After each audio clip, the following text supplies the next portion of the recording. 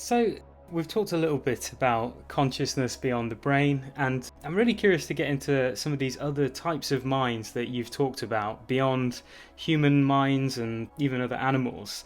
And the one that I found really curious that I've heard you talk about on several occasions is this suggestion that stars might be conscious. So, Rupert, what is it that makes this idea compelling or plausible to you? Well, there are several lines of argument. First of all, if you take a panpsychist view, which increasing numbers of people do, even former materialists like Galen Strawson and Thomas Nagel, for example, um, if you take a panpsychist view, which is becoming increasingly taken seriously, as you mentioned, within the academic and philosophical worlds, then what you're saying is that there are minds or some kind of conscious or mental activity at all levels of nature in self-organizing systems. What panpsychists are saying is that self-organizing systems have some kind of mental or experiential aspect. And self-organizing systems include atoms, molecules, crystals, cells, animals, plants, flocks of birds, planets, solar systems, galaxies. They don't include chairs, tables, rocks that have rolled down mountains, computers, cars, and machines. Those are not systems that organize themselves. The tables, chairs, computers, and things are made in factories. They're put together, and a rock that rolls down a mountain and splits as it randomly bounces into other things. It's subject to external forces rather than growing or forming itself. Whereas a plant forms itself, a crystal forms itself, a solar system forms itself, a sun forms itself. So, on that general argument, then, just as atoms and molecules have some kind of mind, so would stars and galaxies. And you can't really have a form of panpsychism, which means psyche everywhere, pan means everywhere, and say, oh, well, this only applies to atoms and molecules and up to the level of brains, and then it's back to business as usual with cosmology and astronomy. To be consistent, you have to take panpsychism seriously, so you have to consider that stars might be conscious beings. And secondly, all traditions throughout the world have assumed that the sun is a conscious being. It's usually a god or a goddess. In Japan, the sun is a goddess. In India, Surya, the sun is a god. For the Greeks, Apollo was the sun god. For the Egyptians, Horus. So most traditional cultures have thought of the sun as a conscious being. Gods are conscious beings, they are not unconscious beings. And even in our own culture, children until the age of 10 or 11 think of the sun as a conscious sort of being. They draw it with a smiley face. So this idea of the sun as a conscious being is found all over the world. It's part of traditional culture everywhere. It follows from the panpsychist point of view. And also, if you then say, well, how would it work? Most people, even materialists, would assume that the interface between our own minds and brains is through the electromagnetic activity, the alpha waves, the nerve impulses, and so on. It's the electromagnetic activity which is the interface between the physical brain and the mental activity associated with it. Well, the sun has incredibly complex patterns of electromagnetic activity all the time. We're learning more and more about them.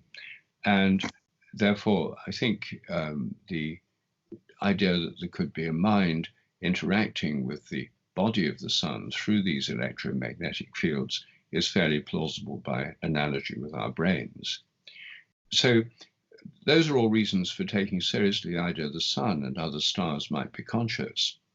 And then if you look at the counter-argument, the materialist worldview, which says the sun is unconscious, what are their arguments?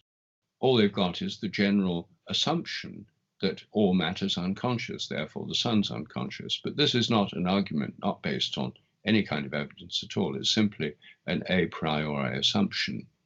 So I think that, to put it as mildly as possible, it's an open question. And I think it's something that's absolutely up for discussion and debate. Right. And I think it might sound pretty outlandish to some people to consider that a star could be conscious.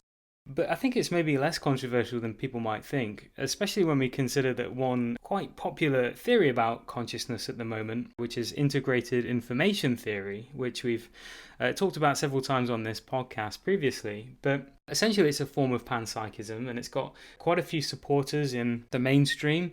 And so, just to describe it very simply, integrated information theory says that integrated information is what is consciousness. And I don't know whether or not that's true, but one of the implications is that there could be a lot of integrated information and therefore consciousness associated with other things other than life, including potentially cosmological phenomena like black holes. And one of my previous guests, Mike Johnson from the Qualia Research Institute, whose t-shirt I'm wearing right now, incidentally, but he pointed out that a huge amount of integrated information could be associated with a black hole, and like I said, perhaps other cosmological phenomena as well. And maybe even the Big Bang was a hugely conscious event in some sense, in that there could have been potentially a huge amount of integrated information. So this seemingly extraordinary claim that the sun has consciousness or has a mind in some sense that we don't fully understand, it might eventually be what comes out of this theory, which seems to be quite popular right now. Yes, no, I agree. I think integrated information theory, an attempt to define consciousness in terms of its ability to integrate. And I think that's the right approach in the sense that consciousness has this integrative function. That's what it does. And I think the idea the sun would have a kind of integrative information, or the entire galaxy, would make sense to me. And then indeed the entire universe, if the whole Big Bang had this, then no doubt the entire universe has integrated information. After all, the gravitational field, which is the universal field, has everything within it and responds to everything happening in the universe. In that sense, the gravitational field is sensitive to everything that happens and knows everything that happens in the universe, and in some sense integrates it. So even if we think just in terms of the known fields of physics, the gravitational field's like a kind of sense organ for the whole universe, which will know and feel where everything is. And I think when we move into this way of thinking, it doesn't deny what we know from regular science. It makes it much more interesting. I'm really pleased that these discussions are moving in this direction. Hi everyone, that was a clip from my conversation with the biologist Rupert Sheldrake on the Waking Cosmos podcast, which is a philosophy podcast which takes an open-minded approach to questions about the nature of consciousness and its place in reality. You can listen to my full conversation with Rupert over on my YouTube channel through the link in the description, or alternatively you can find us on the usual places such as Apple Podcasts, Spotify and SoundCloud. Remember that hitting like on this video does help us out algorithmically, and if you'd like to do so, you can support the continued existence of this podcast through Patreon over at patreon.com/wakingcosmos. Thank you.